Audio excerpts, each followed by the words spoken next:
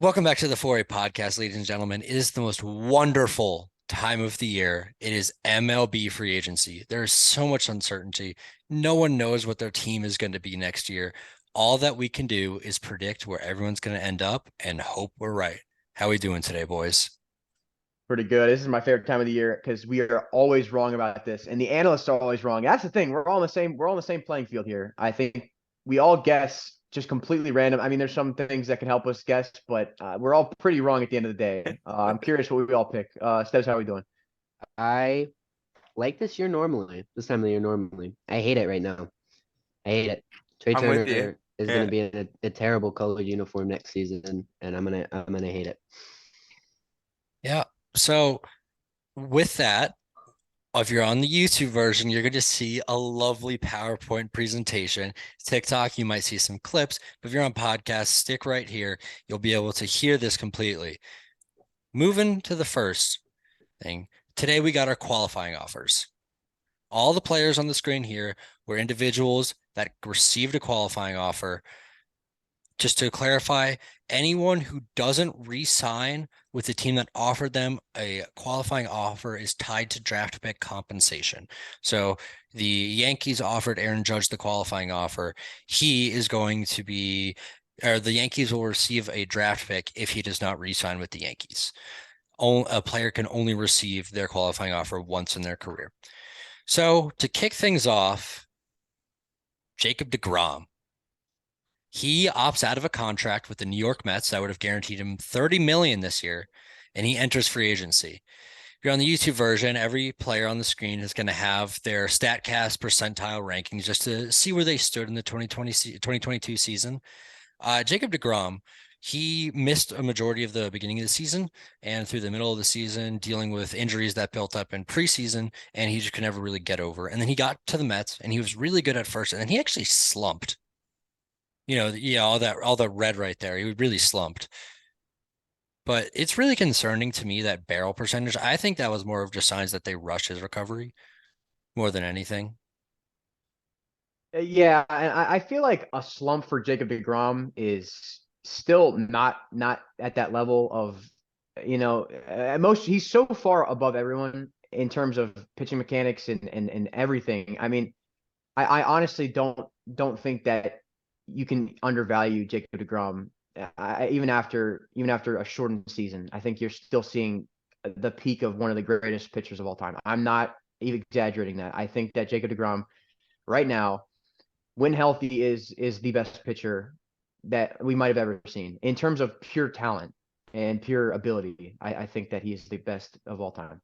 Could we see a 40 million AAV? Oh, 100. I think that is guaranteed. Absolutely, yeah, I think That's, Guaranteed? I I think think that's the That's why absolutely, he lowest opted out. possible. Yeah. Hmm. All right. especially with Scherzer in the offseason. I think that Yeah, deGrom's going to I get think, a yeah. contract. Um, who wants to lead us off for the teams? I'd like to go last because I still haven't figured it out. There's so many teams he could go to.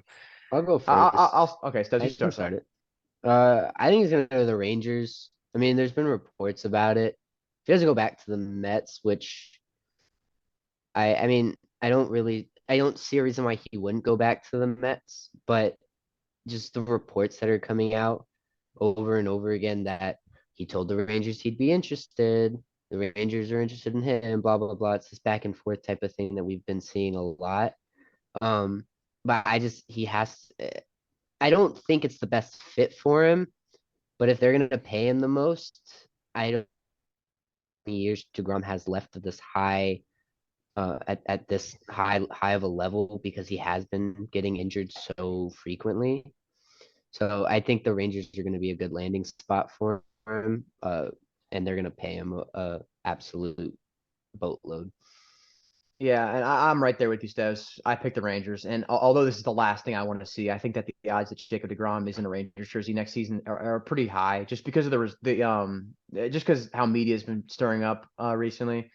I think a pitcher with such mechanical advancements would be wasted in an organization that chooses to ignore analytics like that.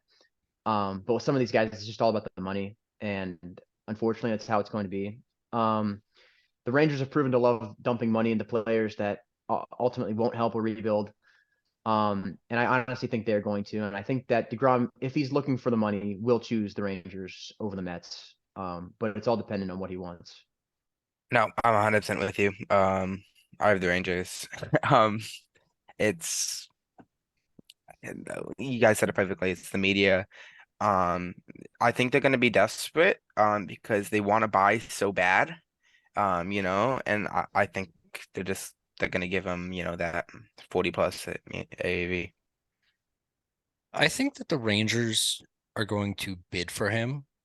And I think that the emphasis on DeGrom saying he's interested is a little overblown because it's Jacob DeGrom and anything he says is going to be taken out of proportion.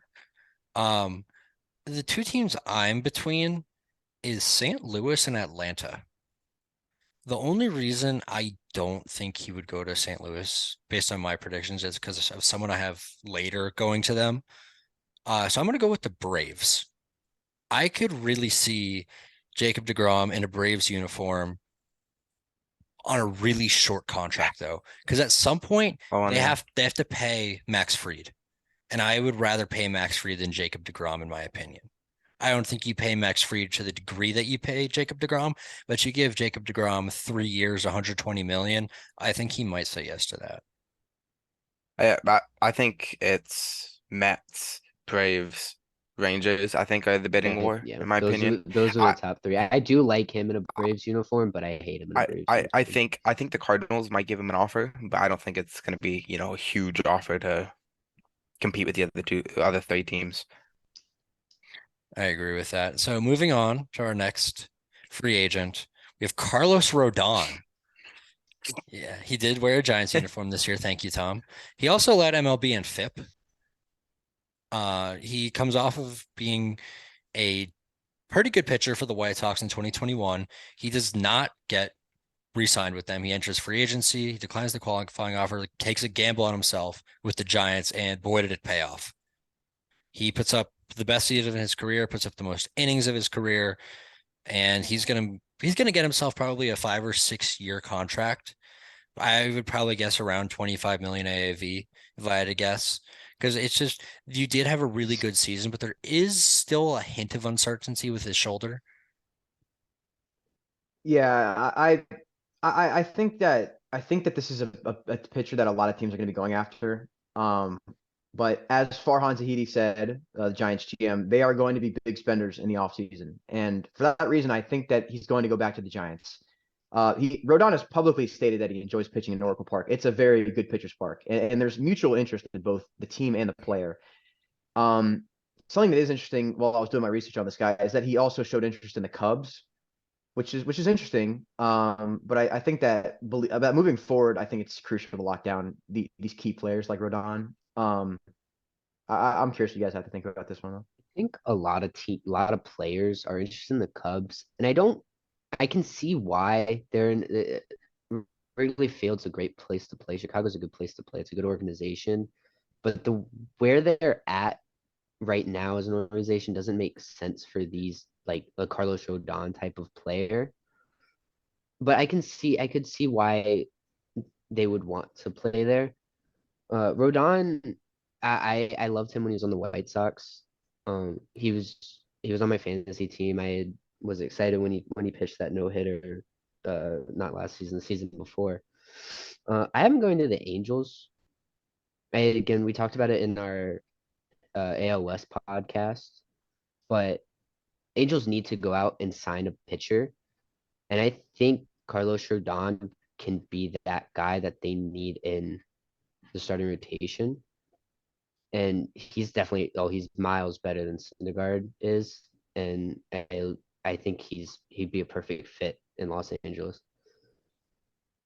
Uh, This was actually my guy that I ended up having to go to St. Louis. I think he really fits that Cardinals rotation, fitting their need of a ace. They really need an ace. Having him backed up by Miles Michaelis and Adam Wainwright, like guys who are going to probably get to at least 180 innings. You hope Rodon gets to that benchmark, but if you can have two, you can have at least three guys hitting 180 innings, and that also gives you a postseason rotation. That's exactly what the Cardinals need, and this front of the line starter would be really pivotal to Cardinals pushing and securing the NL Central. Yeah, no, I also have the Cardinals. I think this is, Barrett said it, that this is the guy that the Cardinals go out. They need a starter. Jack Flaherty has been a question mark. Dude can't stay healthy. And I think if he can get healthy, I- this is an elite rotation if they can all stay healthy. Yeah. So next we have Clayton Kershaw, who we just found out went back to the Los Angeles Dodgers on a 1-year contract. I think across the board we had him going back to the Dodgers, right? Yeah, my Unless notes Yes. he was, is this even a retired. question? I said he's a Dodger or he's retiring. Yeah. Yeah, I think we were all there. I think honestly, it's 1-year contract for the rest of his career. If he wanted to, he could go get 3 or 4 years. And honestly, I think signing him to a 3-year contract with his player options every year would be fine. But he's 1 year back to the Dodgers. I'm really happy he's back. Next, we have Justin Verlander. And uh, you didn't know what to expect. He didn't pitch. He threw 1 inning in 2020. He didn't pitch last year, and he comes back, and he's going to win a Cy Young Award. That's the best you can come back. That is, and he won the World Series. Like, there is no other way he could have come back and been better. You look at those metrics on the side of the screen, and he's 91st percentile in expected ERA. He's not walking anyone. He's striking out a good amount of players or amount of opposing batters, getting people to swing out of the zone. Like, what more could you want from someone who's 39?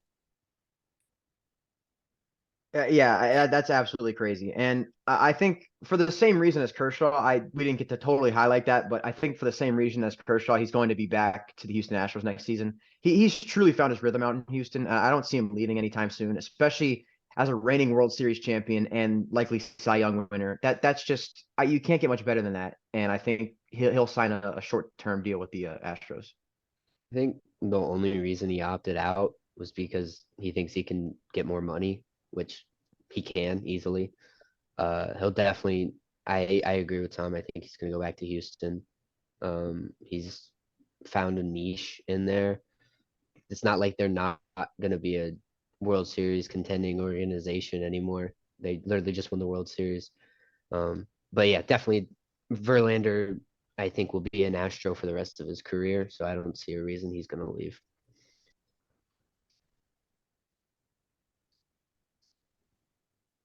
Yeah, well, then I guess I'm next. And I'm breaking away from the Astros. A report came out, and you guys are gonna hate me for this. I think to begin the next season, he would be a New York Yankee. A report came out that they're gonna pursue him like they did, because they pursued him heavily when he was a free agent the first time, that they're gonna pursue him again heavily. And I think they're gonna pay for him on a 2-year deal. New York again has all the money. Um, and it's, I don't know. That's one of my bold predictions is that he would be a Yankee. I think you're ridiculously wrong. I don't think he would end up as a Yankee. I think that even if they offered him the highest AAV, he wouldn't take it because pitching in New York it's not Justin Verlander. Justin Verlander is a Houston Astro. And if anything, like a Toronto Blue Jay, maybe. Like they were the second place team in his bidding last offseason. I don't see why they wouldn't be right there again. Justin Verlander is a Houston Astro. I think that's as far as it goes. Next we got Chris Bassett. And I think this is going to be a really interesting one. So he comes over from the Oakland Athletics, where he's put up back-to-back top 10 Cy Young voting seasons. And he comes over to the Mets, and he's probably their most consistent pitcher this entire year because he wasn't as good as Scherzer and DeGrom, but he threw the most innings on the team. And that's exactly what you need out of him. He's going to come out there every single day and put you in a position to win a ball game. And that's exactly what he did. Yeah, and I believe we all had the Mets losing DeGrom. If the Mets are going to lose DeGrom, they better do everything they can to keep that rotation elite. So for that reason, they have to pursue Chris Bassett. So I think he's going to return to the Mets. The guy loves it in New York. He thrives under pressure somehow with that New York atmosphere, and it just makes sense for him to return next season. He's a fan favorite out there, and I really think that makes sense for him. Definitely think I'm right there with you. We had him leaving we have DeGrom leaving, so it wouldn't make sense if they don't go after the guys they know are going to be good and no work in New York. Bassett's one of those guys. Um, he's he's got to be the staple for this rotation. I think they might actually end up overpaying him just so he will stay in New York, but he's going to be a New York Met next year. Yeah, I agree. I I agree with the fact that he was really important to the Mets and that they're going to go for a big bid on him. But a team that I was thinking about that really does just need a veteran presence on the mound who's going to come out there and compete every day is the Baltimore Orioles. And I Huh. think someone that can pitch, especially in a now pitcher's ballpark in Camden Yards, it's really weird to be saying that. And Chris Bassett could be someone that thrives there. I do think in order for him to be his best self, they do need to upgrade the defense a little bit more. But him throwing to Adley Rutschman for a couple of years would be a really nice deal for him. Yeah. So I don't have him going to the Mets for one reason. I think he signs before DeGrom leaving because they're obviously going to pursue the Mets are going to pursue DeGrom. I think he leaves before DeGrom. And I think he's going to be a Toronto Blue Jay. You're going up, Toronto. They need another pitcher. Why not Bassett? I mean, you just he's older. You can not like Manoa needs help, but just a veteran pitcher up there. Yeah. And moving on to another Mets pitcher that is leaving their team, Taiwan Walker. Those stats on the side of the screen don't look great, but every year some team takes a gamble on him. And I honestly think the team that is next up to take a gamble on Taiwan Walker would be the Chicago Cubs. I think that they could go for a 1 year deal because I really don't see him getting a multi-year contract, especially considering what he posted this year. I think the Cubs could maybe, if they do a Stroman offer, not to the same AAV, but if they go 1 year, he's okay. If maybe flip him at the deadline, get a nice piece or two that can help them in the 2024 season. So I got him going to the Chicago Cubs. And I got him going to the Minnesota Twins. I think we're going to be all over the place on this one because I think that Taiwan Walker could go to any team that really needs a pitcher for a cheap price. I mean, his asking price won't be significantly high, so I think someone like the Twins should be trying to take advantage of that.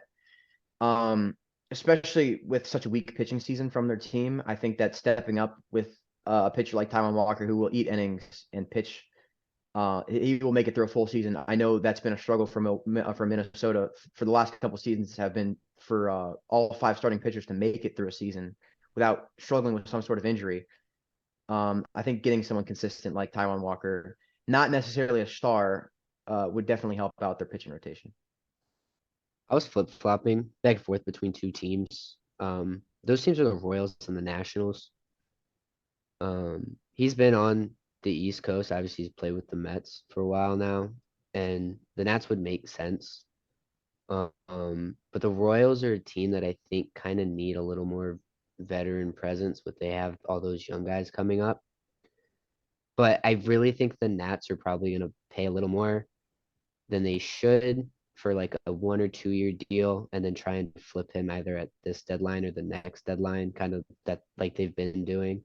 So I think he's going to end up going to the Nationals. I have him staying with the Mets. I just obviously with me saying Bassett's leaving, DeGrom's leaving, one of them has to stay. And I think it would be Walker. All right. So I think that were you guys taking the approach, or at least you, Aiden, the Mets want to keep their pitching, or do you have them spending on other guys we might hear about in a little bit? Well, I think I just it's not like I think they're just simply just gonna get outbid on a couple players. Um, and I definitely know I do have them going after some other players that we'll talk about a little later. So moving on, I think we have one of the most interesting free agents in Tyler Anderson. He comes off after not pitching great for the Rockies, not pitching great for the Pirates, not pitching great for the Mariners. And he comes to the Dodgers and he has a dominant season. Pitches to a mid-twos ERA. There was over 170 innings. And you see these peripherals on the screen. He doesn't allow barrels and people chase repeatedly. It's that changeup that he has. And he's throwing 91, 92, and he's one of the best pitchers in the league this season. I'm really curious to see where you guys have him getting in a length as well as the team. I wouldn't expect Tyler Anderson to get that many years on his contract just because of his age. He's not necessarily old, but he's not someone that's going to get more than 5 years. I got him going to the Yankees. I think the Yankees picking up another left-handed dominant pitcher. Not a dominant pitcher, but a left-handed pitcher to fill up the starting five would definitely help them. It would pair well with Nestor Cortez. And I think this is someone that the Yankees are going to have to pick up for reasons that I will explain later because they're going to have money to spend. Because they're losing someone that they didn't get to spend their money on, which we will cover in a minute. But Stebbs, bring us on the next part. I'm gonna go with the Blue Jays. They need bullpen help. We talked about it in our AL East recap. You guys should go watch that episode. It was great. But they need bullpen pitching. They need a left-handed pitcher out of the pen. And I think Tyler Anderson can be that. I could see him going back to the Dodgers because he has found it kind of, I mean, he knows he can pitch there. But I think Toronto's a better place for him. Why do you have him going into the bullpen? Or I'm sorry, that's my bad. Not bullpen. He's gonna be a starter. Okay. I'm wrong. Okay. You're good, man. I was actually just curious. Like, I'm you crazy. think he was gonna No, like if no, they're gonna use him I like a don't. middle I relief role or think something. no. I mean maybe, but I think they'll just stick him in the starting rotation. I think there's definitely a place. I mean, maybe they could. I mean, It I wouldn't think be the even as a worst floor, idea. yeah, that's not the That worst. wouldn't be a worst idea. But I mean, it's just whatever's the most comfortable with him and maybe putting him in the pen kind of prolongs his career a little bit, right? We're seeing that now kind of more. Like I honestly think the Nationals put Patrick Corbin in the pen. Maybe he'll actually be able to stop people from hitting the baseball. But I definitely think the Blue Jays are the best spot for him. I'm absolutely out of my mind. They probably will not bring him out of the pen, but No, I do agree with you. I have him going to the Blue Jays. I do have him going as a starting pitcher, but it's because if he can repeat at least like 80% of what he was this year, it's such a huge upgrade for the Blue Jays. A guy that'll throw you 170, 180 innings to a mid threes ERA, it realistically is such an upgrade from what they had this year at the back half of that starting rotation. If you throw Gossman in game one or Manoah in game one and game three is Tyler Anderson, if let's say Brios isn't throwing how he should be again, then I think that's a really good 1, 2, 3 punch that they can go into the postseason with next year. Yeah, no. I've been going back to the Dodgers. Probably about a 3-year deal. But I've been going back to the Dodgers. Yeah, I can definitely see that too. Like the Dodgers are definitely going to be a team that looks for starting pitching this year. I don't know if it's going to be in the avenue of signing it, but we could Yeah. definitely like I could definitely see that move happening. Another player that kind of falls under this Tyler Anderson category is Martin Perez. He comes out and has a career year for the Rangers, throws 200 innings to a 2.96 ERA. And that's pretty good. And I don't know if that's the type of pitcher he is. I think he did just get lucky sometimes, and that can happen in baseball. But I don't think if this is the Martin Perez you're going to get for 2 or 3 years, he could get 12, $13 million a year for 3 years, 4 years. And I have him going back to Texas with that money. Yeah, I think Texas is probably the safe bet for him. I don't see like too many teams offering him like crazy high deals. I think him returning to the Rangers just makes sense. I think the only other team that would take a gamble would maybe be the Orioles, who are looking for starting pitchers. I mean, other than that, really, I think he's a Ranger. I wouldn't mind seeing him in an Orioles uniform. But the Rangers just make sense. It makes sense for both sides. You know he works in Texas, and if you're bringing in a guy like DeGrom, like I have, then you'll have DeGrom, you'll have Perez, and you should have Leiter coming up somewhere throughout this upcoming season. And that's a pretty good starting rotation, and you can knock him down for 3, 4 years, something like that. Yeah, no, I've been returning to Texas to have a 1-2 punch of him and Jagrom. So I like Martin Perez back in Texas just because it works. And what doesn't work is Nathan Eovaldi in Boston. I'm really curious where he ends up because this season wasn't good, but in the past he's shown signs of dominance. Yeah, I think people forgot how good this guy was in 2021. He finished fourth in Cy Young just a year ago. I mean, he with TJ and the drops off in velocity, I don't know who's going to be willing to roll a dice on this guy. Um, I think the Red Sox will definitely pursue him because they didn't deal him at the deadline like some of us would have thought. Um, but a team that seems to love older starting pitchers, and that has an open spot for him is the St. Louis Cardinals. We all know they're going to target one of these starting pitchers, one of these big starting pitchers. And I think that maybe taking a risk on Eovaldi would be the move for the Cardinals. And they seem to just love picking up starters later in their career. I'm gonna go more East Coast. I'm gonna go with the Phillies. They just came off a World Series push. Signing a guy like this with absolutely no, like, you have no expectations for him, and if he can come in and do something for your organization, that's pretty good. They need pitching. It wouldn't be the worst idea for them. So I have Eovaldi going to the Phillies. I have Evaldi going to be a Chicago Cub. I Is mean, I there Yeah, is I there any no reasoning? no There's no I more. no I think I, I don't know what their direction is right now, and I think they're gonna sign some veteran starting pitchers to at least they're gonna say, oh, compete, and then they'll probably just sell them off at the deadline. I think probably a 2-year deal for Evaldi though in Chicago. I like that idea, but he screams Angels to me. I could see it. Yeah. He really fits the Angels mold of trying to overpay someone who might be very good. Noah Syndergaard. And it screams Noah Syndergaard to me. I don't think he'll be as poor as Noah Syndergaard, like maybe like mid threes ERA, but I could see him landing a 2 or 3 year deal in Anaheim. Um, and another player who's actually had a better season than a lot of people acknowledge is Corey Kluber. His ERA didn't look great, but he's thrown 160 innings in the middle of his 30s, and he's going to go somewhere and provide a lot of value. He's not going to walk people. He's going to get people to leave the zone, and he's going to go and get innings for a team who may need it as a 4 or 5 starter. I think this was a tough one for me just because I had them between two teams. I think there's the highest chance that he resigns with the Rays just because I don't see him asking for a long extension, obviously. And I think a lot of people undervalue him, so it makes a perfect target for a Moneyball type of team to go after him. Another team that could see him going to is the Guardians, but my pick is the Tampa Bay Rays.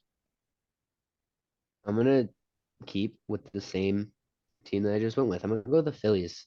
On the other hand of Evaldi, he's kind of a riskier player that has, I mean, you're not gonna pay him a bunch. I think you could pay Kluber a little more, and you know what you're gonna get out of him. He is older, so probably give him a 1 year deal again. Try and see if you can make that push back to the World Series. Yeah, he's gonna resign in Tampa. Don't fix what's not broken. He's staying. See, I liked the idea of the veteran Kluber just eating innings for a team, and the idea of a combination of Brent Strom as your pitching coach and Corey Kluber with that Kluber ball plays so well in Arizona. He could really help those young pitchers, maybe try and acquire a guy or two in free agency. I think Corey Kluber ends up as a Diamondback, and this is where I would have put a guy that you guys just said. I could see Sean Manaea going to the Rays. This seems like the perfect team to fix this pitcher, where he had a good run with the Athletics. It was nothing exceptional. Like, you always felt like there was something more. And then he goes to the Padres this year and just stinks it up for a full season.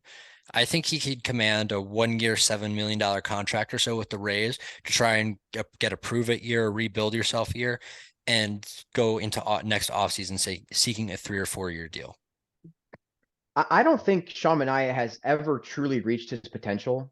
And so I think that him joining the San Francisco Giants, I think this guy he's been underused his whole career. And I think that the Giants could have themselves a project here. It's between the Giants and the Dodgers, two organizations that are fairly good at building and developing pitchers. This is a project, obviously. This is someone that's not going to be too expensive, but someone that has probably the most upside. And I'm really high on this guy. I really think that if he goes under the right coaching and can be developed as a pitcher, he can really do damage. I mean, we've seen flashes of Sean Manaea in the past, stretches of excellence. And sometimes, I mean, at least in the last season, we haven't really seen that. It's clear that it's not the end of Sean Manaea though. He's too young for his career to be over. So I really think that with a change of scenery and a change of coaching, he can really turn into that guy, and I think he will as a San Francisco Giant. Tampa Bay Rays, like Brad said, scream just a place for Sean Manaea. It just makes worlds of sense. They're a good ball club, they're a Moneyball ball club, and they turn careers around and make players better. And I'm excited. I want to see him in a Rays uniform next year, so I am going to Tampa Bay. I have you say, oh, let's see if he can go to the right spot, but he doesn't, in my opinion. And I think he goes to the Angels. I think the Angels pay him to hopefully come in and, let's, try and fix him. Ultimately they don't. It doesn't work out. It's another failed experiment. But they need pitching. They're gonna take a shot at Manaea. Yeah. And so for our last starting pitcher in free agency that we're going to cover, there's plenty more free agent starting pitchers, but we're trying to limit it to what we deem the most important, is an international free agent. What do you guys think of I'm Kodai excited. Senga? I'm excited about I'm this excited to kid. see this. I think it's a bit of a stretch to say this, but I think that the Blue Jays are going to go after him, and it's interesting because I think this guy has a ceiling of a top spot in the rotation. But at the worst, this guy throws 100. You could put him in your bullpen. You could really incorporate him in this relatively weak bullpen that the Blue Jays have outside of Jordan Romano. I really think that he will find a spot on this team, regardless of whether it's in a starting role or a relief role. I think this guy belongs in a Blue Jays uniform. I have him going to the Chicago Cubs. Again, it's a team we've talked about. They don't really have a direction, but if you can get this guy in a Cubs uniform, I think you found some pretty good direction. There's not a player that I think like there's not a pitcher that I've really ever been super, super excited about coming into the league. This is one of those guys, and I think a Chicago Cubs uniform would be perfect. Yeah, I also, as if you're watching the YouTube podcast, someone by my facial reactions, also have him going to the Cubs. Um, I just think they need pitching. And you have Seiya Suzuki there who uh, can be a huge like influence. And I can see him, recruiting. I can see him recruiting him over. And I honestly would be a good fit. See, I like the idea of him if he fails going to the bullpen. And I think a team that could really use a downside bullpen arm would be the Philadelphia Phillies. It's guaranteed that Aaron Nola will pitch for them for 2023, but not necessarily beyond. If you bring him over, you're going to get him for 5 or 6 years, hopefully. He's going to be age 30, so you're probably going to get him for what's left of his prime, if there is anything past that. So you bring him over 5 or 6 years. Hopefully, he's a really good starter for them. And worst things worse, he goes to the bullpen and just pads what can be a really good bullpen next season. And moving on to the only catcher that I've highlighted on this list, just because I think this is the most important catcher this offseason, is Wilson Contreras. And I think we're going to have a good mixture of where he ends up. What do you guys think? I think he has to be a Cardinal next season if they don't go and trade for another catcher. Um, I mean, we briefly mentioned this before, but someone's going to have to fill Yadi's spot. Um, he obviously won't match the level of defense that Yadi had, but he will be producing on the offensive side, and he will fit into this lineup full of stars at this point. At team, this Cardinals team has almost reached its peak ability. So I think that adding someone like this will push them over the edge. I have him going back to the Cubs. The Cubs didn't trade him because they wanted to try and sign him back. I don't think they're gonna let him walk to their division rivals. I do have somebody else going there. We're not gonna cover him, but I have Christian Vasquez going to the Cardinals. I think he's always been kind of compared to Yair Molina, and their parent kind of it feels right that Vasquez would go there, but I don't think I can see Wilson Contreras in any other sort of uniform other than a Cub one.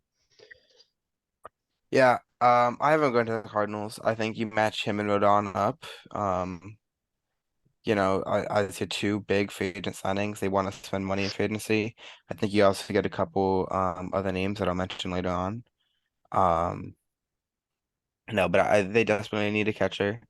And I think it's either Contreras or if you listen to AL West, um, Sean Murphy. And I think that's where Sean Murphy ends up. I said that in the West episode. I think he's going to start opening day catching for the St. Louis Cardinals. But I one of the big trade rumors that went through the trade deadline was Contreras to the Mets. And I think that's where he ends up. I think they really try and fill that hole that was there the entire season. James McCann was really disappointing. Tomas Nido was okay when he played there, but Wilson Contreras would just be a huge leg up defensively with that pop time, and offensively, he's hitting the ball ridiculously hard, and getting any boost of offense from the catching position is a benefit to any team, especially the New York Mets. Even with Alvarez coming up. Even with Alvarez coming up, because I'm not sold on Francisco Alvarez. I think Never bet Alvarez on is going to be a rookies. really, really good DH. Interesting. Like, Potentially. so And if not, it would be Contreras. So Yeah. yeah. And so looking at that, we have a first baseman who's reaching for free agency for his first time, a former MVP, Jose Abreu. He puts up consistent seasons every single year. He may not take over the headlines. He's not going to be in the highest scores and fan graphs, not going to be all the way up there in baseball spot, even though he is right here. He is in the 96th percentile for expected weighted on base average. He's a good ball player, but I don't think Chicago White Sox, that is, can survive without him. So I think they overpay him more than he's worth. yeah, this is an extremely rare case nowadays of a player staying on one team for a whole career. I don't see him leaving, and I don't think he does either. As he publicly said, he doesn't want to play anywhere other than the White Sox. I honestly think if they can't manage to come to a deal, it wouldn't shock me if he does retire. He is 35 or 36. He is approaching that age, but I do think he resigns with the White Sox. I think it's absolutely necessary. I think I definitely think that the White Sox are going to do all they can to sign him. I think he's gonna go somewhere else. I don't think I want him to, but I could see him in a Brewers uniform. I think they kind of need a first baseman over there in Milwaukee, and I can't see any of the other first basemen in a Brewers uniform. I think I definitely could see Abreu. Um, it's gonna be interesting to see how it all plays out, though. Yeah, I have him joining the New York Mets. The Mets find their first baseman. Um, I, Sorry, Pete Alonso. well, okay, DH, first base. I mean, boom, boom. You know what I mean. They have a what? Hasn't Alonso been playing DH a lot recently? No, he played first base majority this Did year. he? Played first the majority of the season, Well, yeah. then first base and DH is like I said, like a bang bang combination. He goes to the Mets. If you want, they can alternate first base, DH. I don't care, but he's going to the Mets. Uh, that's a, is that one of your hot ones? That is one of my hotter ones. Yeah, All just right. watch, just watch, just watch. Oh boy. Well, hopefully this one isn't, and it should be a lock. It's Anthony Rizzo coming off of a really good season with the New York Yankees. Is he staying with them? Yes, he has Yes. to. most likely. He has to. Yankee Stadium plays to him. They're going to pay him. Um, I think it's absolutely. I think it's a win-win for both the team and the player because Rizzo plays at his peak ability in the miniature Yankee Stadium, and the Yankees get big bombs. Like that's what they want. So I think that they're a perfect match for each other. I Stebbs, were you the honestly, same? I honestly, I could see the Rangers pushing for him in a world, but I don't. I think the New York Yankees is the only place outside of Chicago that Rizzo's gonna play for the rest of his career. Yeah, and I think that he could really make good money if he wanted to go to another team, but I don't see a way that he leaves. I think he's happy there. And there's a guy that's been around a bit, started in Pittsburgh, went to the Nats, ended up getting traded to the Padres, Josh Bell. He had a really good first half and a really lackluster second half, but he turned it up in the postseason. I could see him landing a 2 or 3 year deal. What do you guys think? I think it seems like a no-brainer for this team. I hope some of us are on the same page here. I think he has to be a Houston Astro next season. I mean, they need to fill the gap that Yuli Gurriel is leaving in. I know his second half was a shell of himself, but he's proven to be an elite hitter. Enough times. He's proven to be a slumpy hitter. He slumps and he's very unpredictable, but his highs are very high. And if you can maximize, and it seems like the Astros organization knows how to maximize players, if you can maximize Josh Bell, you got one of the best switch hitting players in all of baseball. And I mean, if we get if the Astros can get the first half version of Josh Bell, that's another all star in this lineup. That's unstoppable. I think Houston's is the place for Josh Bell. He was rumored to be traded there before he was lumped into the Juan Soto trade. He was born in Texas. I don't know if he was born exactly in Houston, but he was born in Texas. And I think it's definitely just kind of the best place for him, both for the ball club and for him. Um, and I love Josh Bell. I loved him on the Nationals. I was really excited when we traded for him. And I think he's gonna look good in that orange. And you're muted. Or I was. I have him looking good in orange. But I have him looking good in San Francisco Giant orange. I think you could see him. I think you could see him in San Francisco. I don't know. I, Houston was definitely there, and I think it would. I think they're definitely going to be talking because they need a first baseman. Um, I have been bidding for him, but I think the Giants win the bid. No, I definitely Be, think that's a good take. I definitely, because they will have the money to spend, as you see yeah, later. and Brandon Belt is unlikely. If he will return, he will most likely be a DH. So I think that first base spot will be open. Brad, what do you think? I went a completely different route than you guys. I was looking at a team that really needed a first baseman, and that was the Cleveland Guardians. And I think that was really obvious in the postseason that they lacked like a quality first baseman. And I think Josh Bell can go over there and hit pretty well. Josh Naylor was not it this year, and he is not someone I would trust consistently. And Josh Bell is a bat that I could see going over there for a cheap value. You have to think Josh Bell's not going to command 15 million a year. And I that's think he something might the touch Guardians 15, but I I think he might. he would max out at that. And that's something the I Yeah, think Guardians yeah, that's yeah. can first half afford. of the year. That is something that they can afford. And I it's not a think bad take. having a switch hitter like Josh Bell is something that the Guardians would really, really like, probably to have in that 3, 4, 5 area, supporting Jose Ramirez on Andres Jimenez. So, Tom, I know you were really high on this guy. Can you give us just Adam Frazier? I honestly, when I was researching him, I didn't really know what to do. I really paired Adam Frazier and Brian Reynolds in the same category when they were both in their primes on the Pirates, and it just seems like ever since Frazier got traded to the Padres and then signed with the Mariners, it all went downhill. Um, I don't know if he's ever going to return to that fashion, but I have him going to the Baltimore Orioles.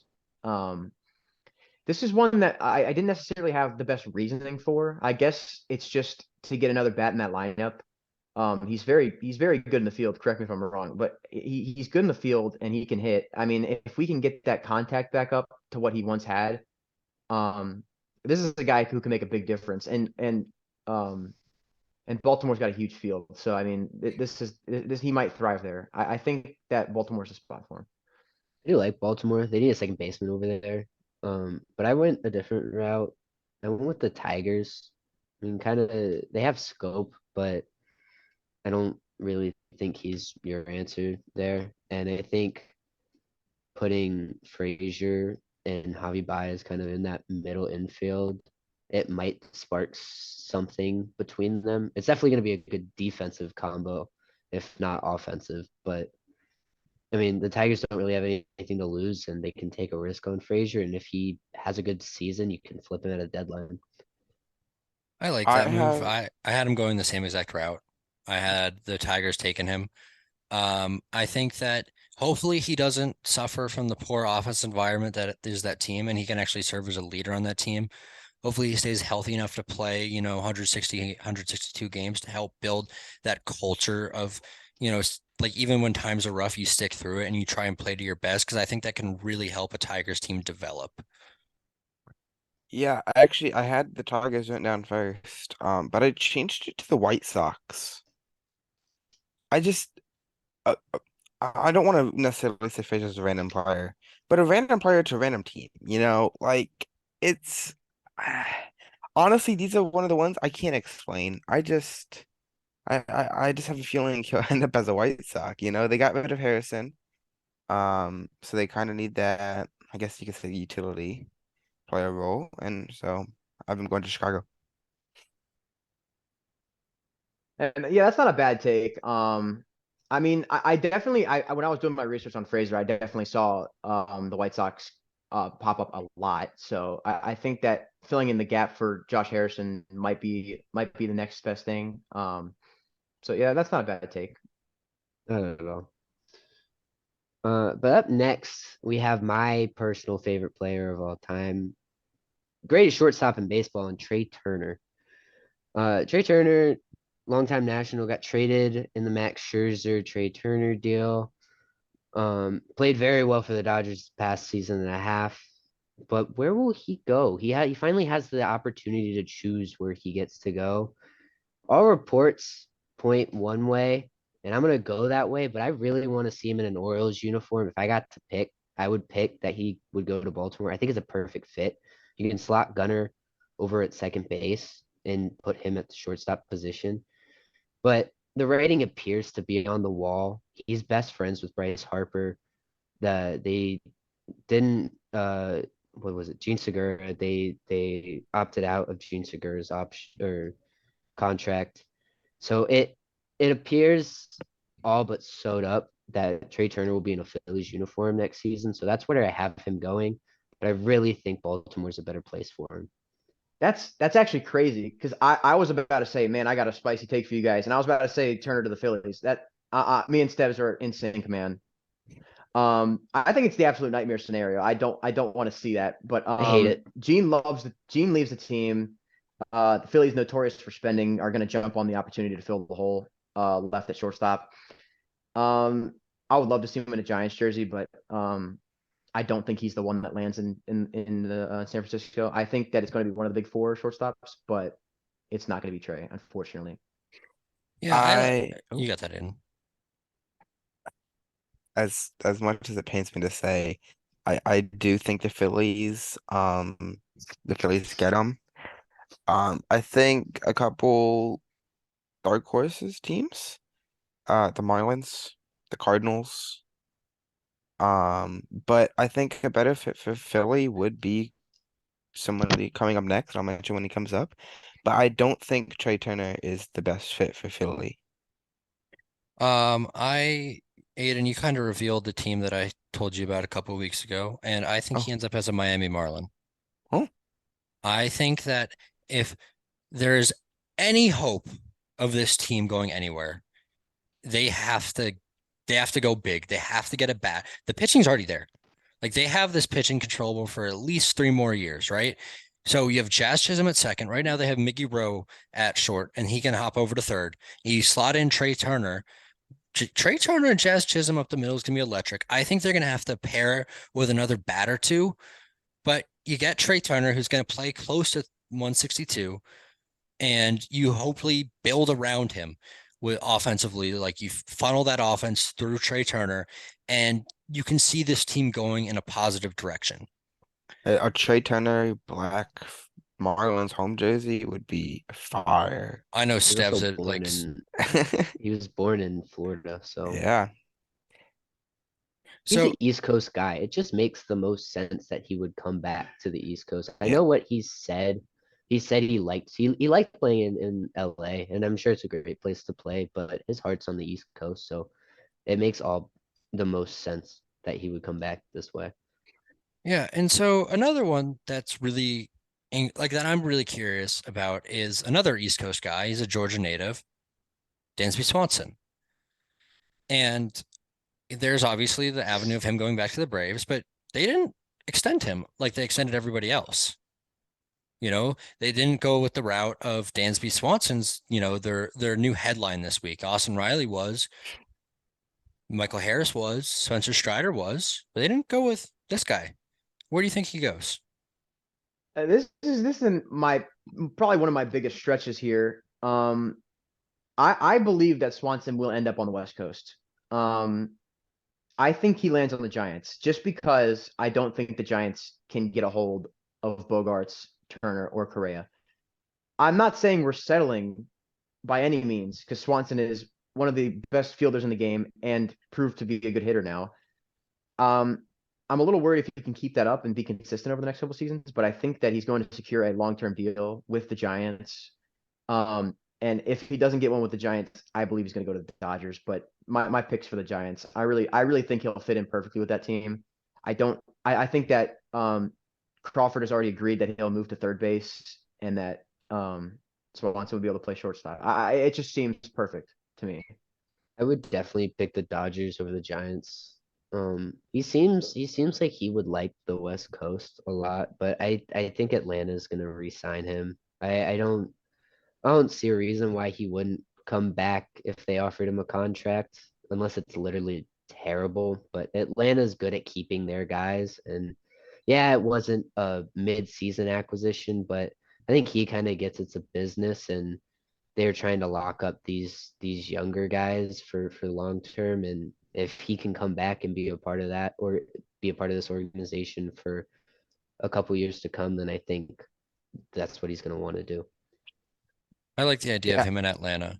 Because originally I was between Trey Turner and Dansby Swanson for Miami, Atlanta. And I ended up with Trey Turner going to Florida, Florida native. It kind of makes more sense if you're trying to go for like that electric factor. And I could see him going back to the Braves so easily. And it just makes too much sense. Yep. I have him staying in Atlanta. Really? I wouldn't think. I mean, you just have such a good young core coming up here. I don't know how. I mean, you have so many players now. You got Grisham coming up now too. I don't know where you put him. And I know he's obviously more reliable than younger players, but I don't know if that's necessarily Now, what the Braves have in store. now this might be. I only have him signing a 3-year deal. I think Yeah, it's that's gonna be. weird. He's definitely peaked as a player, or he's definitely reached that point where he's like, I want the money for the way I've been playing the previous season, obviously. I Um, think it's gonna be, yeah, like a big AAV, but 3 years. I don't think he would settle for 3 years. This is his opportunity to get paid for the rest of his career. I think I don't anything know. but that is, I think if he goes anything but that, that's a poor business decision. And that's just a poor perspective on his behalf because he has to understand that he can play at this level that he's been playing at for 2 or 3, hopefully longer, more years. But he got to guarantee yourself that more years because let's say he plays 3 or 4 more years and or the contract's 3 or 4 years and that fourth year is not a good year. He's losing money that he could have guaranteed himself now. Yeah. But I also think if he stays in Atlanta, they have some guys coming up, I believe, in the prospect system that I don't think they'd give him a 6, 7 year deal. Why not trade those They guys? Because you have to have get pitching at some point. they have a shortstop that's Braden Shoemake, but he's up, I think. Like he's on the organization. And then they have two other ones. They have Cal Conley and Ambioris Tavares, but their ETAs are 2024 and 2026. So Okay, so they no one is Dansby Swanson, right? Like yeah, you're gonna say like, oh, you have these prospects coming up, but you know what Dansby Swanson is, and I think they're gonna want to try and lock him down for multiple years. But we'll go into the next guy, which is Carlos Correa. He's an interesting case. He signed the 1 year deal with the Twins, kind of trying to. The market for him last offseason wasn't that big, so he went signed with the Twins, got his money. Twins sucked, and now he's trying to look for a bigger payday and a little bit of a longer payday. And I think the Dodgers are going to do that. I think I know Brad's groaning; he doesn't like that, but the Dodgers always need to make a splash, I feel, in free agency or need to do something in free agency. And I think Carlos Correa is just going to be their splash this offseason.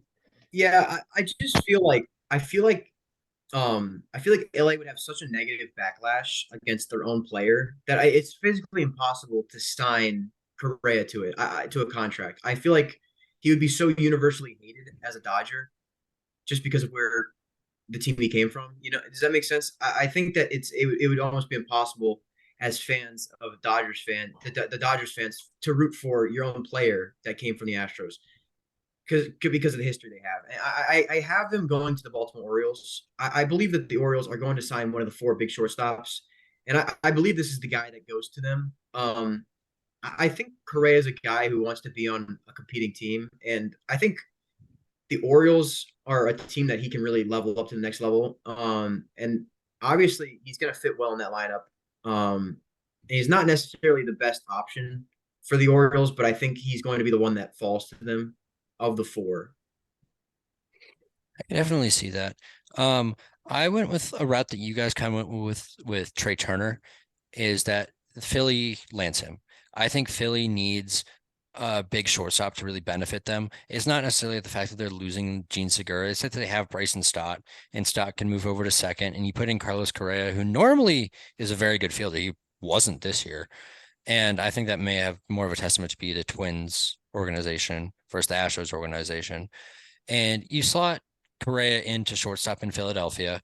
You have Philadelphia guy that's going to get booed in other stadiums, but is adored by his fans. And I think Correa fits that model perfectly.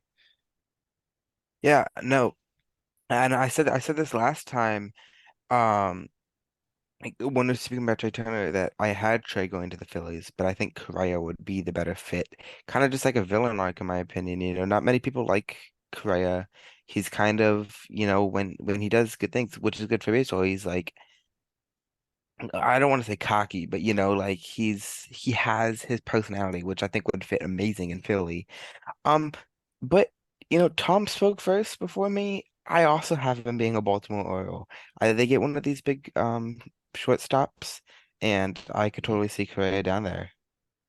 Yeah, I think to build on what Brad said though, and what you guys were talking about, I love the idea of villains in baseball. You know, you have A-Rod that was a huge villain. I love how he seems to thrive off the hate. I feel like I feel like Carlos Correa almost enjoys being the villain. I can actually say with confidence he enjoys being the villain. I think he enjoys proving people wrong. He lives for those moments, and I think if he can keep it up, he's honestly grown on me a lot in the last couple of years, just because of his ability to embrace being the villain. But time to get on to the final of the big shortstop free agents. Let's go on to Xander Bogaerts. I think Xander Bogaerts was a guy that should have been traded at the deadline last season, but ultimately was decided to be kept and held on to. And now as a free agent, he could go anywhere. I mean, there's a lot of teams that could use a player like Xander Bogaerts.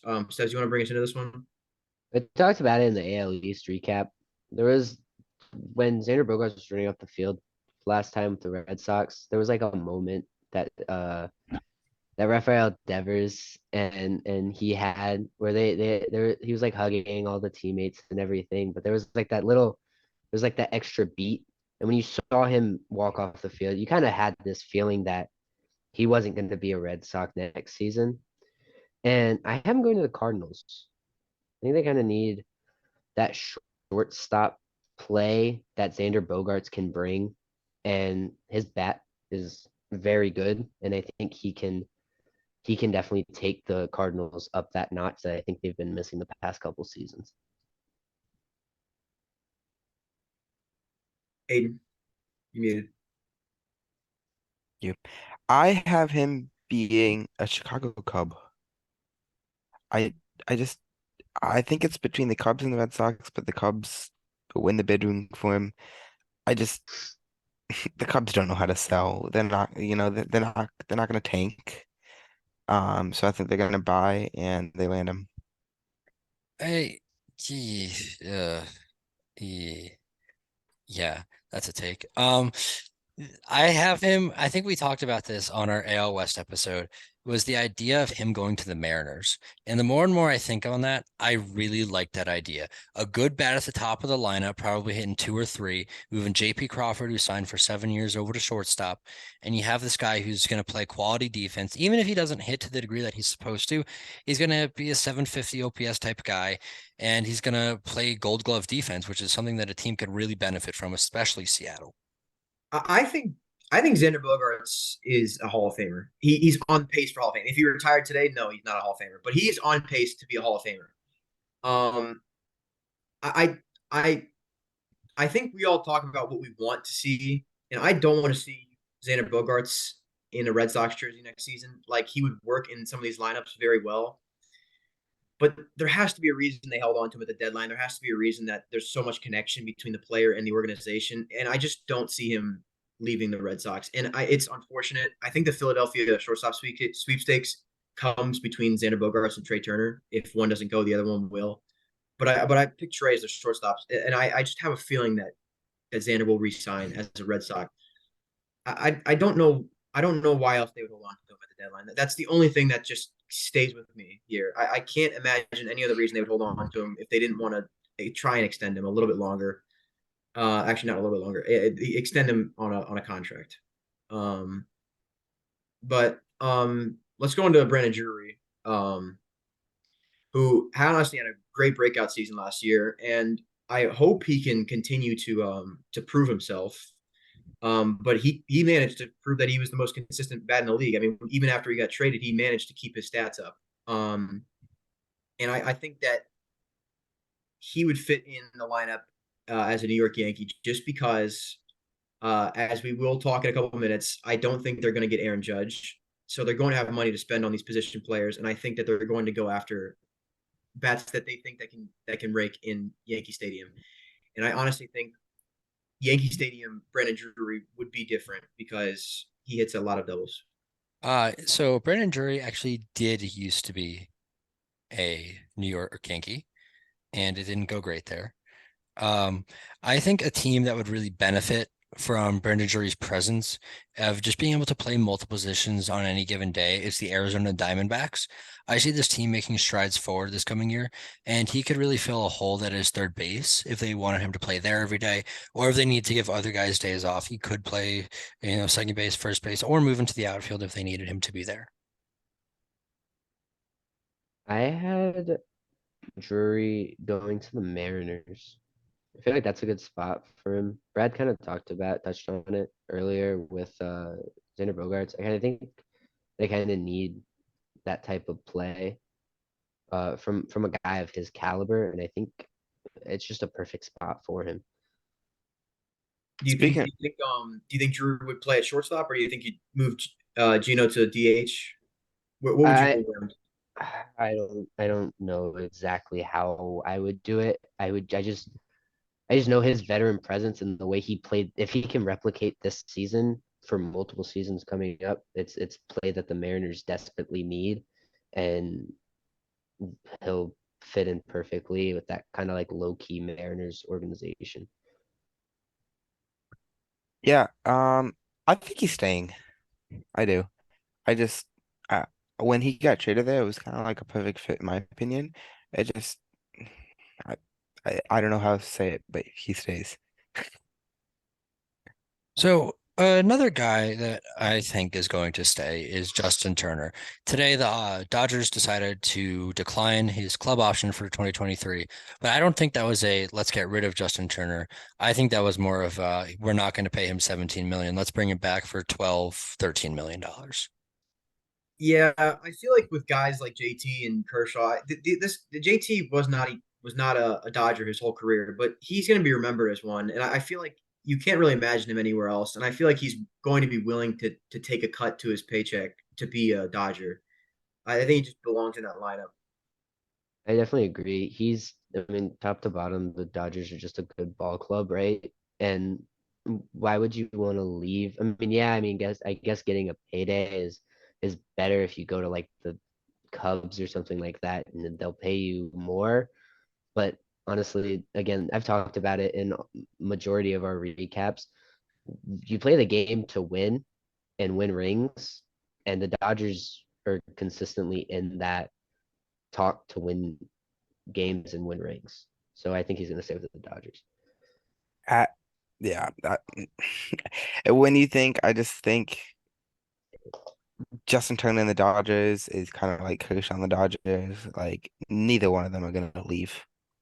Obviously, Kershaw already said that he's staying. I think Turner is gonna be soon. And I think he'll probably sign. I think a 1 year deal after another. I think like Brad said with Kershaw, it's a 1 year deal till he retires. And next, we have the biggest free agent this offseason. Okay, And okay. and Sorry. I think that there's a lot of places he could land, but I have a weird suspicion we are all going to agree on where he is going to go. We have Aaron Judge, San who Francisco Giants. Sorry, I just want to hop in there. Sorry, go ahead, Brad. Go back in. I was just gonna look at this for a second. Look That's at this beautiful. page. 100th Incredible. percentile in average exit velocity, 99th in max, 100th in hard hit, 100th in expected WOBA, 100th in barrel percentage, 100th in expected slugging percentage, 99th in expected batting average, 99th in walk percentage. That Incredible. is the best season since 2004 Barry Bonds. Yeah, I'm so excited to buy this guy's jersey. It's really a gift to get a player like Aaron Judge on this team. I do have a God, I really hope he doesn't go there. I really hope he Just I have a doesn't. really I have Because a your really bad acting feeling. is I have a really bad feeling he's going to sign with the Yankees. But I'm betting him as a Giant so that I can hopefully change the course of history. Um, they made it public that they're going to be spending in the offseason, and they're going to outbid. I think they're going to outbid the Yankees. It's just a matter of whether he actually wants to be here. Um, obviously, obviously, if he likes it that much in New York, he might take less money and play in New York. But the San Francisco fans will love him. Everyone that plays in San Francisco seems to like it there. I mean, there's a reason that like San Francisco is a beautiful place to play baseball, and it's a well run organization. It's not like the Angels. It's a West Coast team with really good with. Yeah, I love Aaron Judge on the Giants. I really hope it goes through though. definitely think the Giants are going to be the place for him. I don't think the Yankees, I mean, the Yankees will probably bid, but honestly, I think they wrote themselves out of the equation when they didn't extend him. Um, and he was the Yankees this season.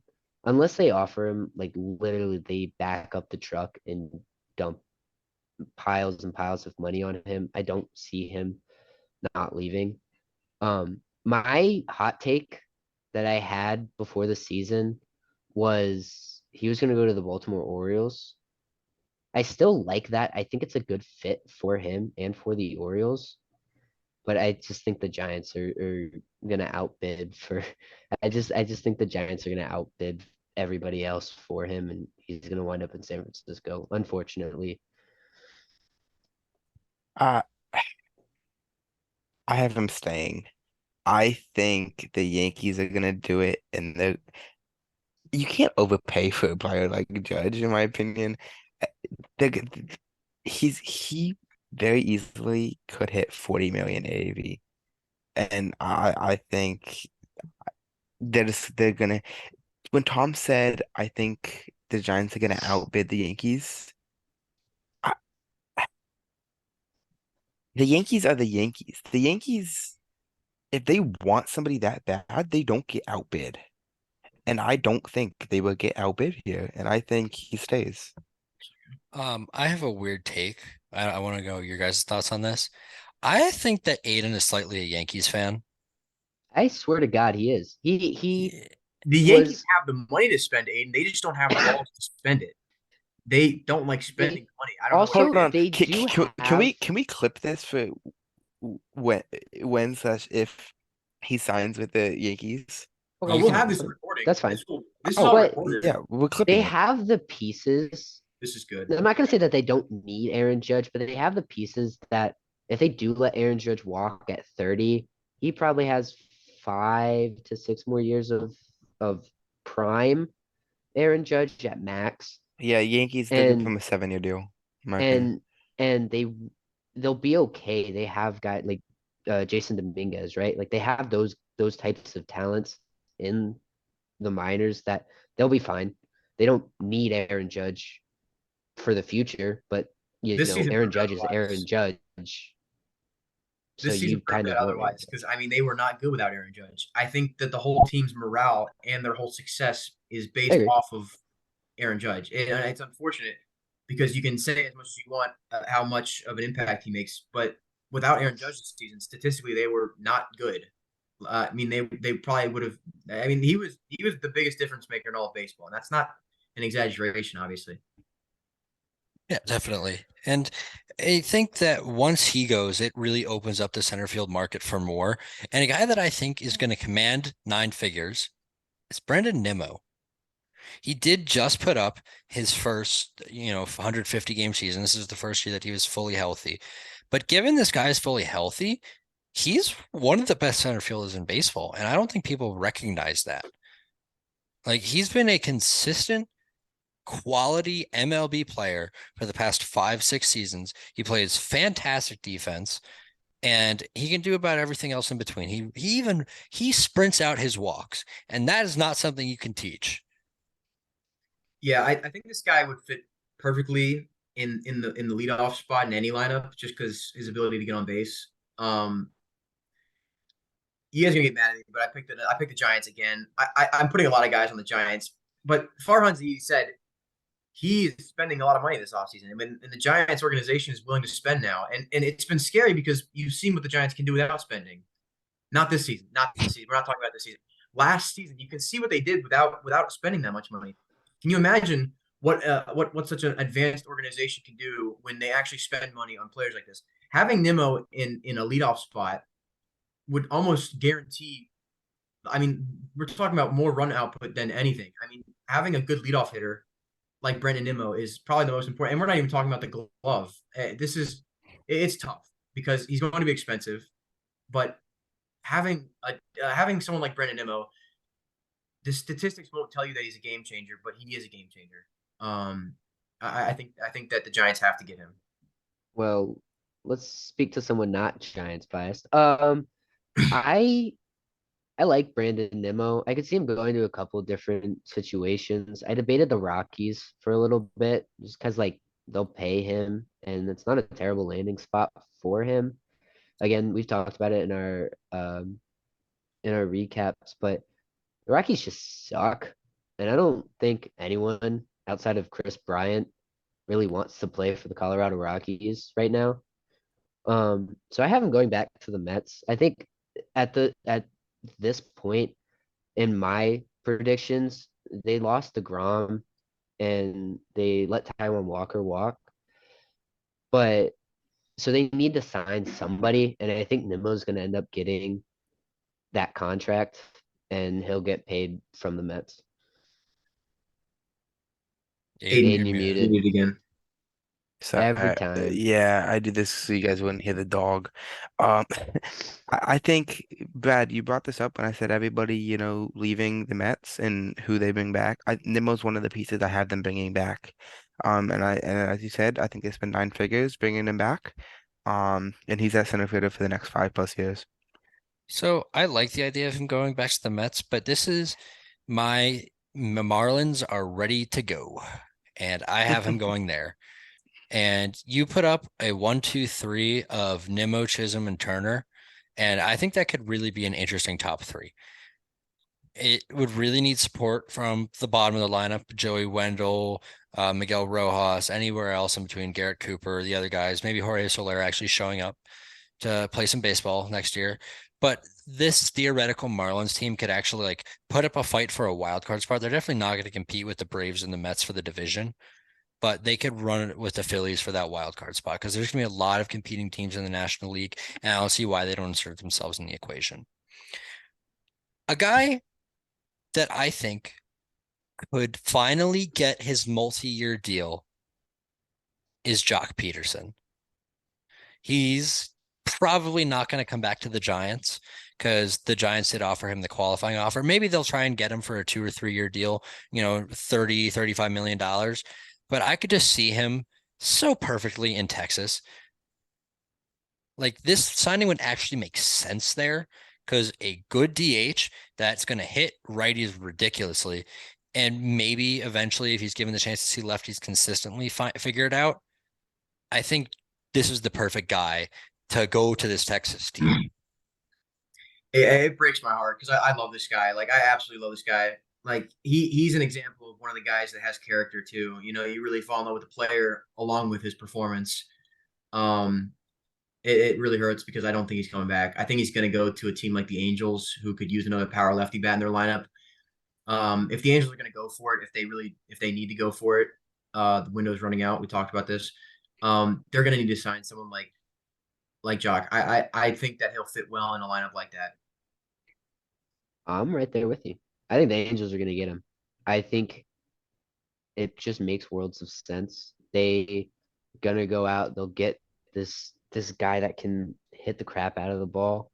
He plays very well. He's kind of he played in Los Angeles, right? And then he went to the Cubs, Braves, then kind of went back out towards the Giants. So I think he kind of is going to stick on that West Coast and he's going to go play for the Angels, go play with Trout, and hopefully bring the Angels to at least the wild card spot that they need to. They need to make at least the wild card spot this upcoming season, or else you have to trade everybody. I thought the Giants were gonna, according to you, I thought they're gonna go out and sign everybody. So I We're out of was, money. uh, Money at that We're point. out of out money. of money. You got Judge and Nimmo. We're out of money. Sorry. Yeah. Um, okay, now here's one of my random. I'm not gonna say. I guess it's a hot take, but it's more just random. The Diamondbacks. Did it. Whoa, I mean, let's just the Diamondbacks go out, get a power bat. I mean, I have no reasoning behind this, Okay. just a thought. So the Diamondbacks. Fair I mean, enough. at least you didn't say the Cubs. I'm happy about that. Yeah, I was expecting another Aiden's Cub take. Or No, no, Yankees. no, no, no. All right, so next we have an interesting one. Mitch Haniger plays 2021, puts up one of the best years of his life, and then he gets hurt again this year. So on screen, I have his career stats because that's easier to look at than his abbreviated 2021 or 2022. He's a good ball player. Like he's playing just below the average WOBA for his entire career. His best season was, 340 WOBA. He's gonna strike out a considerable amount, but he's also not gonna walk that much. But in between that, he hits the ball really hard. He's gonna find gaps, and he can play a serviceable outfield. Yeah, I, I can't. This is kind of an Aiden take because I don't necessarily know what's giving me this necessary take here. I feel like the San Diego Padres make sense for him. I feel like with Drury being gone, you're gonna have to fill kind of a power bat spot in the lineup. You kind of got the infield figured out with the Padres, so you can put him at first too. I mean, but you can throw him in the outfield if you really need to. Like he can go anywhere. And if he's a good fielder, you can throw him in the outfield. I know Jurickson Profar is a free agent as well, who is probably unlikely to return too, so you can also replace him. He can play the outfield. He can hit. I think he's going to be underpaid because of how bad or how much he struggled with injuries and inconsistency. But good Mitch Haniger was good. Like prime Mitch Haniger, I mean, he had 39 home runs. I mean, that was 2 years ago, 1 year ago. I mean, it wasn't that long ago. I think he could return to that form again. I think it's just been health that's really been stopping him this whole time. And I think that once he gets back to the good health, he's going to be kind of a steal in this free agent class. Definitely think Haniger is gonna be an interesting case, but I think he's just gonna head back to Seattle. Maybe not for like a multi-year deal. Maybe try and get him back 1 to 2 years. Yeah, he's played in Seattle, I believe, his whole career, and I think it's his home, and I think Seattle loves him, and I think he likes playing in Seattle. So I don't see a reason why he would leave. Yeah, it's I originally had him going back. It's such a contested outfield though. Um, I have him going to the Blue Jays. Just getting another bat in that rotation if he can stay healthy. Um, just out there with Springer, and being one of those corner outfield spots, rotating possible DH, this that. I think that's a good idea. I have him going to the Brewers. I really hope they just sign a bat. And I just hope they do something offensively. Yeah. And I think Mitch Haniger would be a good fit there. So going on next, we have Tom Wolin. Oh, What? I'm okay. confused. I'm sorry. I'm so confused. What? I wanted to connect to the headset for this one because what in the world is that? I So got so no What? Tom shocked. Tom is actually What? going to the Giants. Breaking news. Tom to the Um, Giants because the GM's just paying everybody at this rate. who is this Barry Bonds? It's very much. What the? I'm like that stat line looks familiar. I know this guy. It's me. It's literally me. Oh my god. What is he Uh, doing in the? Okay, uh, incredible. Brad got a little okay. out of it halfway through the Okay, so halfway through Michael making this. Brantley. Michael Brantley comes off of a little bit of an injury-plagued season where he's been one of the best just bat to ball guys over the past couple seasons. And for that reason, I think a team that could really use a bat like his would be the Baltimore Orioles. Yeah, and I mean maybe misclicked there, but I just saw the image one more time. I feel like there's a lot of teams that could use a Michael Brantley. The Baltimore Orioles being one. But I also got teams like the Guardians and the Mariners that could use that would fit in well with. I picked the Mariners. He's a very consistent bat when healthy. I know he's aging, but I think the Mariners can get 1 or 2 good seasons out of him. I really don't think that's a stretch. You're gonna need someone to fill in for Michael Brantley. It's not, I mean, not. You're gonna need someone to fill in for Mitch Haniger. Obviously not the same power, not the same even type of player, but he would fit well in a lineup that needs more batters on base to hit in. Um, I went a different direction. I went with the Rangers. I know I've kind of talked about the Rangers a lot today, I feel. I mean, I've gotten like 3 or 4 people. I think he's the fourth one that I've had signed with the Rangers. But I think if the Rangers truly want to go all in, and I think that's what they're trying to set up to do, then a guy like Michael Brantley is exactly what you need. A healthy Michael Brantley is exactly what you need. And I think he'll definitely push this team kind of over that hump, I feel. Along with all these young rookies coming up, and he's going to be a good clubhouse presence overall. So I have him going from one orange to another orange. I have him going to the Giants. Since I say they miss out on Judge, they get Bentley. But I also think if the Giants do get Judge, I think he could be a Yankee. So I think, wherever Judge doesn't go, I think he goes to the opposite team. I mean, Now, yeah, I think the consolation prize, as Steph yeah, said, it's not a good it's consolation not, prize. yeah. But maybe he would do well in the Yankees. Maybe you'd randomly see towards the end of the career, Michael Brantley's home run numbers just absolutely skyrocket as a Yankee. That would just make no sense as a Michael Brantley watcher. But maybe at the end of his career, he hits 25 home runs. Hey, I'm a certified Michael Brantley watcher. Yeah. So a guy that I'm gonna finally join the bandwagon with is I have this Andrew Benintendi. Interesting career path. I got him going to the Chicago Cubs. I think the move just kind of fits. He reminds me a bit of Ian Happ, like just a similar play style. I think he fits in there in an outfield of Seiya Suzuki, Ian Happ, and Andrew Benintendi. And worst things worse, you also have Christopher Morel there. He can go to DH, or someone who's not playing defense as well can go there himself. I was kind of on the similar track. I had him going to the White Sox though, opposed to the Cubs. I think or Benintendi is a guy that the White Sox could really use, just kind of that day in and day out. He can hit the ball, and he hits the ball better than most people. Better than most people in MLB. But Benintendi's kind of that day in day out. You know what you have with him, right? And I think that's something the White Sox definitely need, especially this past season. And I think him in a White Sox uniform makes a world of sense. Yeah, I think that I would make sense for Benintendi to return to the Yankees, but at the same time, he didn't really thrive in the Bronx.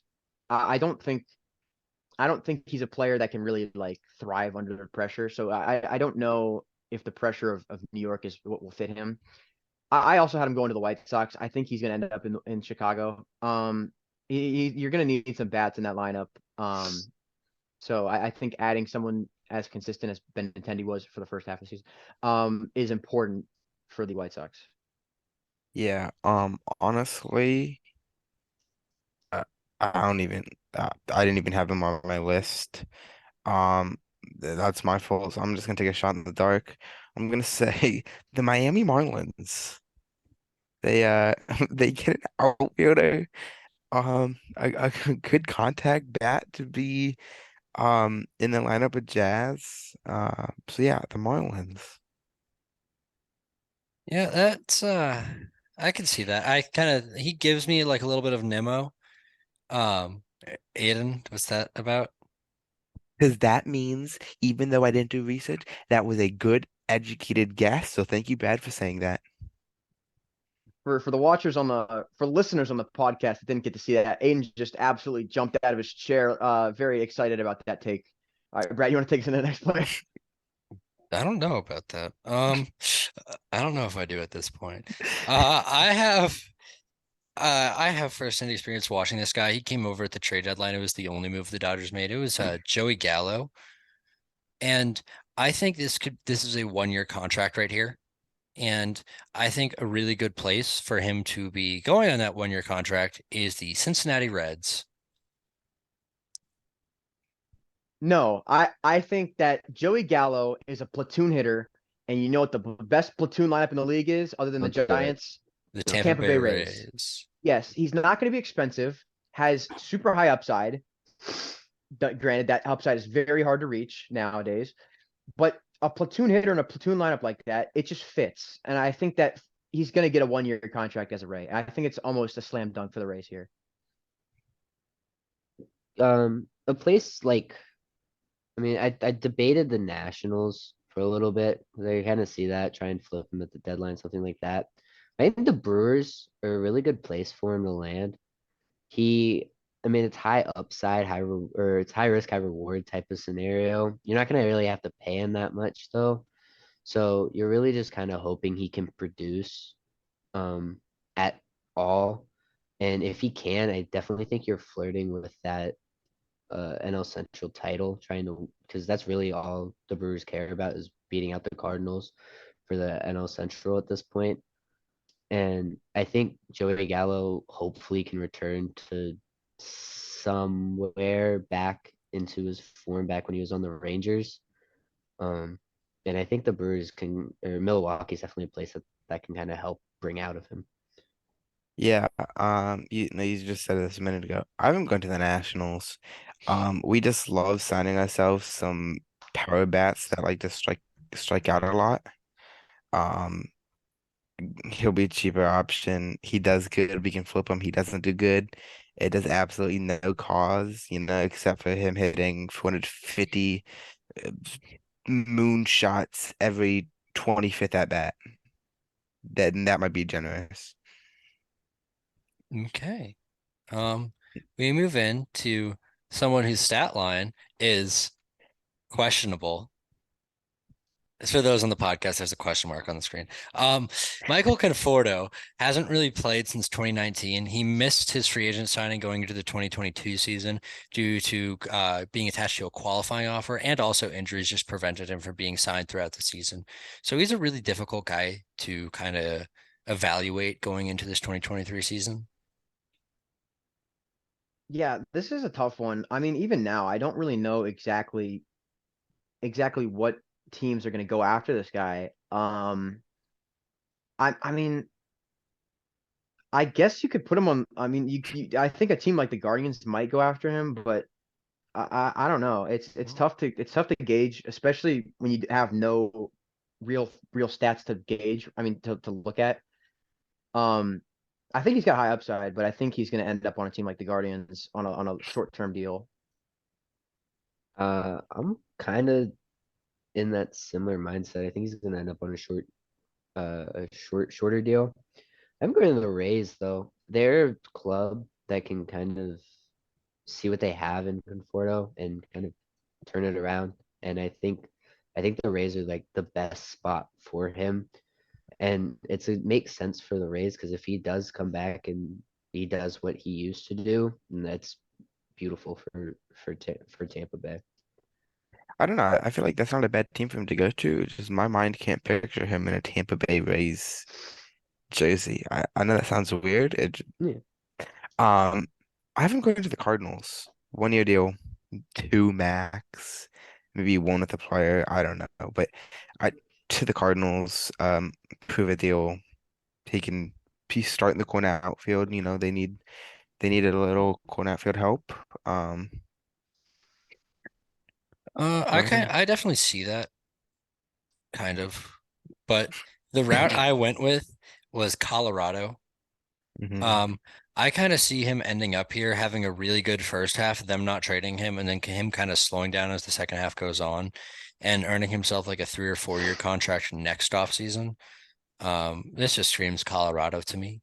That's very specific, but yes, I do actually see that happening. That's specific, but I've seen it before, so it's not too CJ far. Crone. Yeah, really. So finally moving into our last category of relievers, we got Kenley Jansen, who at once upon a time was the best reliever in baseball. And now if you look at his expected stuff, it's still up there. And it's just he suffers from bloop singles because he gets the jam shots with the cutters.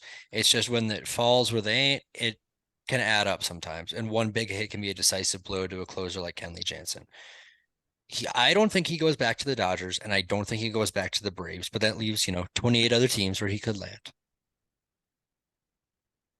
I I I think I see him going to like I think I see him going to a team like the Giants. I don't know if we even have the money to pay this guy, but a team like the Giants just it would just make sense to put him in a bullpen that I mean, obviously we have our closer in Doval, but Kenley has kind of proved that he is not past his prime. I maybe past his top prime, that's like Hall of Fame prime, but he's still a top five, no, not top five, top 10 closer in the league. I mean, he can still get it done, and he's still got the stuff. I think he belongs on the Giants. What money are you gonna pay him with? The scraps, some leftover It's gift not going to cost cards. that much. He's not going to be too much. Closers aren't as expensive as position players and starters, and he won't be on a long term deal, so it won't be the most expensive thing. It's not the furthest reach for Kenley Jansen. I think if he doesn't sign with the Giants, he's going to sign with one of the teams he's already played for, and I think it's going to be the Braves. But I got the Giants. So earlier, when we were talking about Tyler Anderson, I talked about how I think he's going to go to the Blue Jays, and I mentioned that bullpen. He's going to be a good bullpen arm, right? That's because I was mixing in my head him and Kenley Jansen because I think Kenley Jansen's going to go to the Blue Jays too. Again, like I said, they need bullpen help just as much as they need starting help, and I think Kenley Jansen's can be that lockdown in the bullpen. And because I definitely agree. I don't think he's going to return to the Braves and the Dodgers. I feel are out of the question, but I think the Blue Jays are a perfect landing spot for him. I don't know. I have him being a Marlin. That Big guy. Yeah, Okay. Okay. yeah. I mean, it's it. Just he's gonna be a Marlin, right? I had him as a Marlin as well. I think it's more of a fact that they need a lockdown piece at the end of the bullpen. And Dylan Floro, when he's on, he can be that piece. It's just there's a lot of inconsistency with the other pieces. Maybe calling up a guy like Sixto Sanchez, if he's healthy, to be a middle reliever in an inning or two could be a really big piece to helping that Marlins bullpen. But having Kenley Jansen to close out games would be something that is so beneficial for the development of this team. Even if he's not that 2017 best reliever in the league, he's still going to be, as Tom said, a top 10 closer, something of that nature. And securing close games at the end of securing games that are close is something that the Marlins could really use to increase their record as the seasons come on. I like you thinking on that pick. And so, Aiden, back to your thinking. Our oldest Chapman. So if you don't mind me to go first, because this is one of the only ones I have an explanation for. I think he is going to be a Philadelphia Philly. I, you look at the Phillies, and they love to get them some older, washed up question mark heat throwing pitchers. Why not add another one? Why not? I mean, put a chance on him. And if one of them, if he does work, one of them, if he works, and you have a thing of him, St. Anthony Dominguez, and Alvarado. I mean, that might be one of the fastest throwing bullpens out there. But you also take the chance that he doesn't work. So I'm thinking a 1 year contract, prove a deal, you know. Yeah, I don't necessarily know if I don't know if he's good for the team chemistry just because he does have his trouble off the field. And apparently on the field too with the Yankees postseason run, not including this guy. I'm not sure if he's unreliable or if I don't know. He's a shell of the former player he was, and I don't know if it's a solution to any team. I don't know if he will help many teams, but I think a team that needs help in the bullpen is the Blue Jays. I wouldn't have him as the closer. I would have him as someone that can maybe come in later in the game, just to set up, setup guy. I feel like that makes sense for him, but I don't see this guy going to any team in the league to be their star closer. I see him being more of a long relief guy or a setup guy. I saw him more of a kind of a project at this point in his career, kind of going to a team that's really good at kind of turning players around and then kind of sending them on their way or extending them for a couple extra seasons. That's the team that I picked the Giants. I have him going to the Giants, going there, I guess, with Aaron Judge. Um, but overall, I just think the Giants are very good at turning around players' careers and especially in the pen. And I think I'm kind of excited to see him in a Giants uniform, but I just don't think he's gonna do that well next season, and I think he's gonna end up retiring probably at the end of next season. This got Texas Rangers written all over it. It's just they pay him too much money and he comes in and just stinks it up. I think that's gonna perfectly happen. It would either be them or the Angels that does that. And I don't think the Angels are that stupid, but I think the Rangers might be. Yeah, I think there's a chance. There's a chance that the Dodgers go on a limb. And I know you don't I want that, agree Brad. with I that. know you don't want that, but I think it's almost inevitable that there's a chance that Chapman ends up on the Dodgers as more of a project type of guy. They seem to love doing that with lefties and Heaney and Anderson. I feel like Aroldis Chapman's obviously a very different pitcher. But I don't know. Do you think it would make a difference? I don't think they would do it because the Dodgers are really big on clubhouse presence and positive clubhouse, and he does not provide that. That's fair enough. One guy that I do think will end up on the Los Angeles Angels is Craig Kimbrell. He pitched for the Dodgers this year, Let it and go. every time that he came on the mound, I screamed and yelled and complained because he was a horrible closer and I had no faith in him. And given his track record, he fits the Angels' motto, like their ideal pitcher perfectly. I mean, absolutely. I don't think you can put him on any other team. Maybe like the Rangers, because it just makes sense for that too. The Rangers and the Angels, just two teams that are gonna bet on a washed up. I don't think it's the move for any team to pick up this guy. Um, there's a chance that he returns to the 2020, like right before he got traded, right before he got dealt. He was amazing. Um, but he just hasn't been that guy for quite some time. And I know I know he's past his prime. I don't think many teams are gonna want this guy. I'm with the Angels as well. They're just they need bullpen help. They need pitchers. We've talked about it over and over and over and over and over and over again. They hopefully Kimbrel can even be a shred of what he was, and if he can be, I definitely think the Angels have something there in the pen, and they've signed in my thing. They've signed a pitcher, they signed a starter, they signed a relief, and they signed a bat. That's really what you need to get Otani and Trout into the playoffs. So I was in between the Angels and the Mets, and I, I just I don't like Kimbrel's one of those players. I just don't know. I think the Mets are gonna take a shot on him. Um, it, I mean, he's a giant question mark, and I know that raises a lot of other question marks with him. But I have him on the Mets. I just think they lost out on a couple pitchers. I think they're gonna go sign him, and I think he'll bounce back a tiny bit, not to old Kimbrel, obviously, but I don't think he'd be as bad as this year. So moving on to our second to last guy, we got Zach Britton. Now, you want to talk about a project to remake? You have this guy who is one of the most dominant relievers in baseball for a couple of seasons, who can still generate a lot of ground balls. And if you put him with the right team that knows how to utilize that sinker, which is basically a backward slider, and give him the right tools necessary to succeed, I think he's not necessarily returning to that 2015, 2016 form.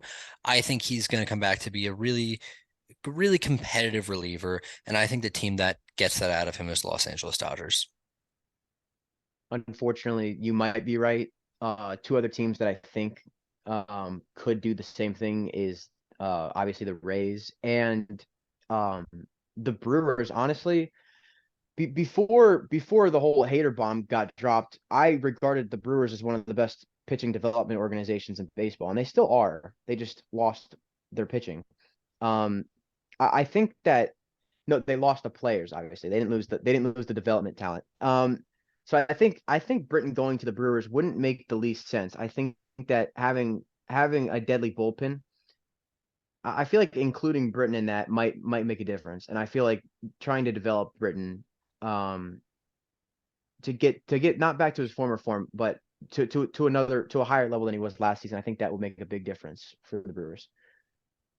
Truth be told, I had no idea where I wanted to put Britain. I saw him going into those types of clubs that can kind of rebuild him, but I just ended up sticking him back on the Yankees.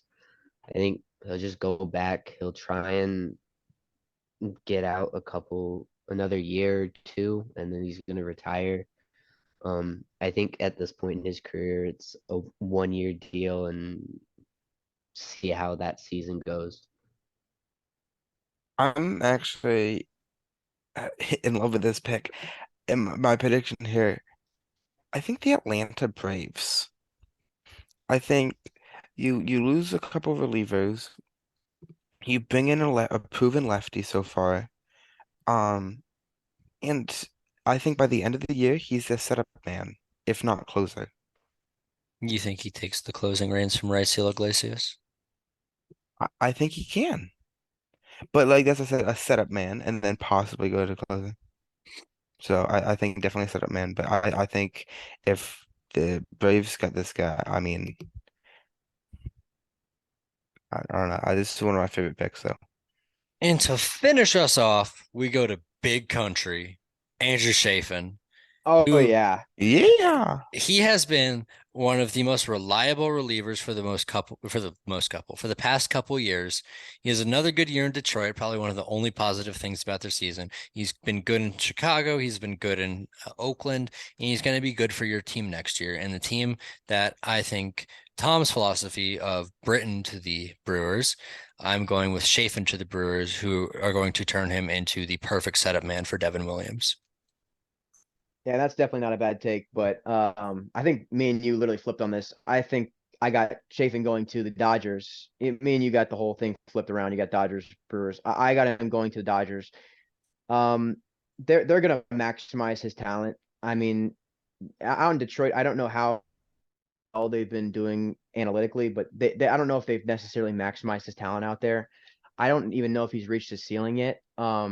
So I think that putting him on one of the best teams for pitching development might be incredible for this guy. I mean, look at him. He's beautiful. I really think that he would thrive in LA too. He would be like a public figure too. I mean, like he would not only be dominant on the mound, but he would probably start whole trends. I mean, like the Dodgers fans would come into the stadium and they would be wearing the mustache. I'm telling you, it's a real thing. Mark it down. It's gonna happen. Chafin the Dodgers. I had him going to more of a controversial place. I'm going to the Phillies. I don't know how he would do under pressure. It's definitely what happens coming out of the pen in Philadelphia. The fans are ruthless there and will not um let you forget any mistake that you make. But I definitely think him on the Phillies makes a world of sense. I've added in my picks, you've added a bat and trade Turner, you've added some starting pitching, and now you're gonna add a bullpen arm in Chafin. And I think I think Phillies fans will fall in love with this guy if he does sign there. And I honestly really want to see him in a Phillies uniform. I want to see him in a Phillies uniform over Trey Turner 100%. I have him going to the White Sox. Um, Being the setup man for Hendricks. I just imagine him and then Hendricks closing. They That gotta just have a that lead. okay, It's not well, possible. yeah, but I don't know. That'd just be so fun to have him come in, and then you'd have Hendricks come in. That's ultimate 1-2 punch. Um, so There you yeah. have it, folks. You've done it. You've made it through 110 minutes of us talking free agents. There are so many more that you can hear about, but these are the guys that we've deemed are the most impactful, beneficial, or if your team doesn't get him, hurtful. You guys know how important free agency can be to shaping a team. It's just as important to trades and anything else of that nature. Thank you guys for joining us. Be sure to follow us on Instagram, TikTok, YouTube, Spotify, and Apple Podcasts. Get your daily dose of Stavs to catch up on everything off season. And we will see you all later this week for the Hall of Fame. Peace.